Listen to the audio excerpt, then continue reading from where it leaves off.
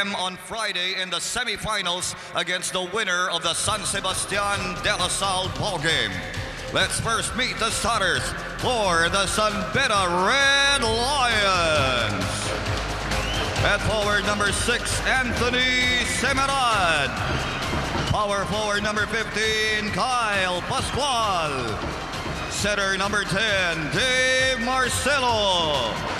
Off guard number 13, Garbo Lanete. And at point guard number 16, Borgi Ermida. Head coach of the Red Lions, Frankie Lim. Flying V Arena in San Juan. Phil Australian Anthony Semerad is on the court, along with Marcelo, Pascual, Ermida, and Ranete.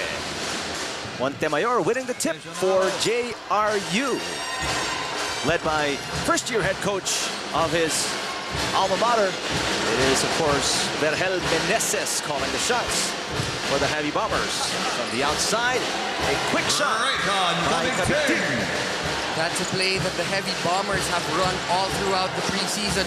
They have time and time again set up this man, Raycon Kabigting, now in his 4th year, a former 2007 NCAA Juniors Mythical 5 member for the Jose Rizal University Light Bombers. We were talking earlier, Chris, about the extreme height advantage of the Red Lions over the Heavy Bombers. How are they going to take advantage of that in this game? Well, the Red Lions love to set plays that have their big men seal down the post and in the shaded lane. And JRU has to be a bit more physical than usual to prevent guys like Kyle Pascual and even later on Dave Marcelo from doing that.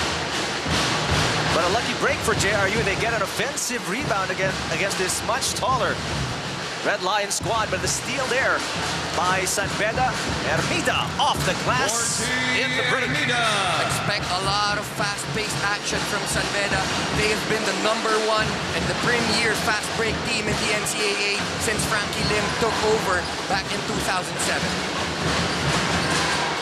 Lopez trying to operate.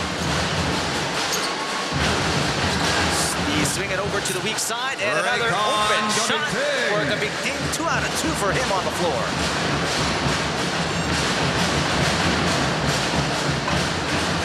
Kabigting had 9 points in that JRU loss against Adamson that sent them into this 3-way tie at 6-2 in Group B.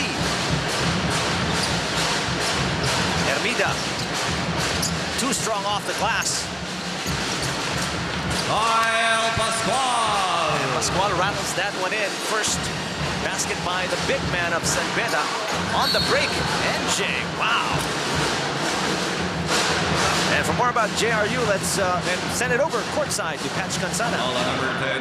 From a loss against the Adamson Falcons, Coach Vergel wants to see how his boys can bounce back from a loss and test their sense of characters in today's game against the San Beda. There was a lack of fluidity in their last game that gave a stop to their winning streak. Having this said, Coach wants more ball movement and lessen ball passing errors this time. San Beda plays a very physical game, and the Heavy Bombers A-game will put to a test. As Coach would always say, it's the little things that will win this game for us. Just keep in mind that you have to dictate the tempo of this game and be aggressive in the court for 40 minutes. Eric and Chris? Thank you, Patch. And how different is the offense and the team overall of the Heavy Bombers from Coach Ariel Banguardia to Vergel Meneses? As we can see right now on our screens, JRU is pressing San Beda, and that's where their offense comes from. They would like to create as many turnovers as possible, those turnovers that can result to points, easy points at that, because JRU has lost its main men in Mark Agojo and in particular John Wilson, NCAA Season 85 most valuable player, as well as James or JR Sena. So Vergel Meneses recognizes his materials, recognizes what he has, and he's got a bunch of athletic players who can run up and down and at the same time press.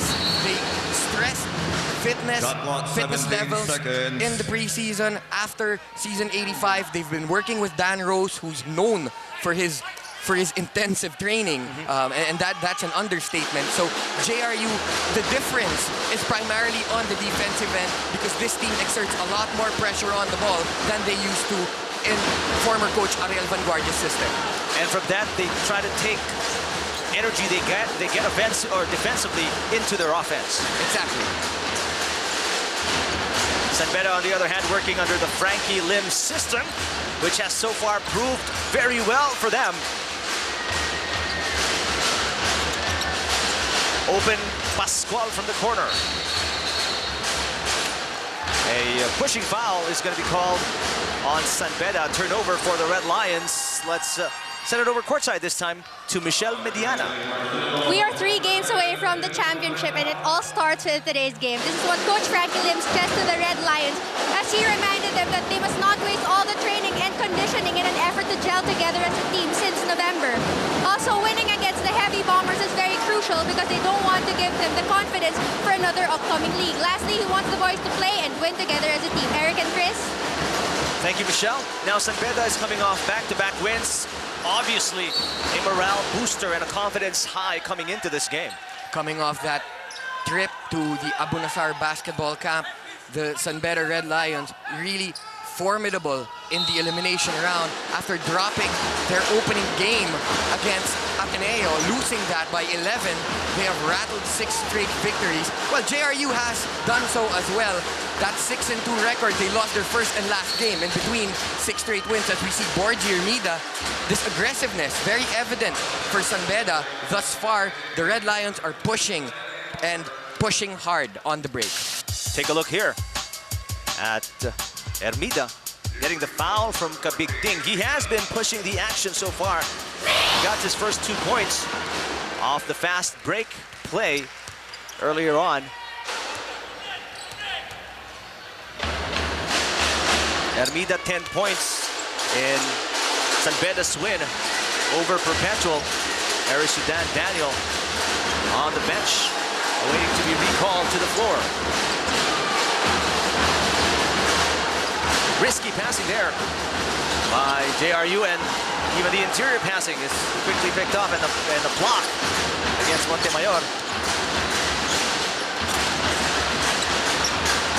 NJ getting a loose ball.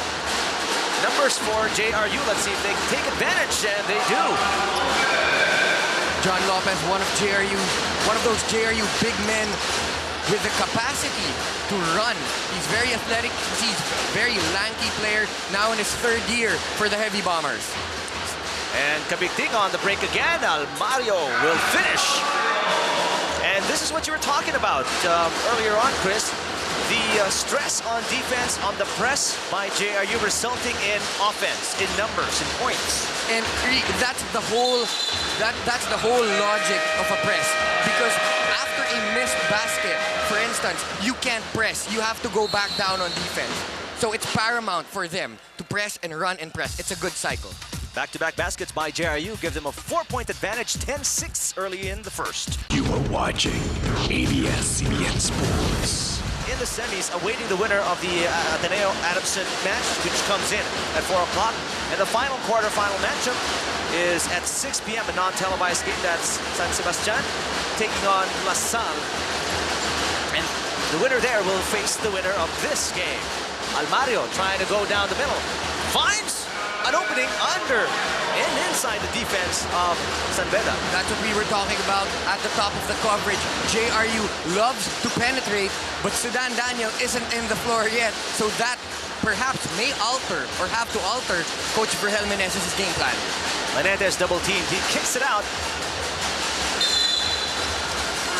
3-second violation, and San Beda's offense is falling apart against the defense of JRU. And a 6-0 run by JRU gives them a 6-point advantage, 12-6, with 4:30 remaining here in quarter number 1.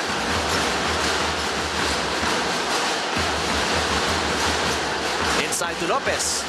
Good spin, good footwork, but a bit too short. Seems the ball was battered a little bit or blocked a little bit by the defense of San Beda. But again, another offensive board here by the Heavy Bombers, Chris. And the rebounding advantage due in part to the fact that San Beda is playing a 3-2 zone.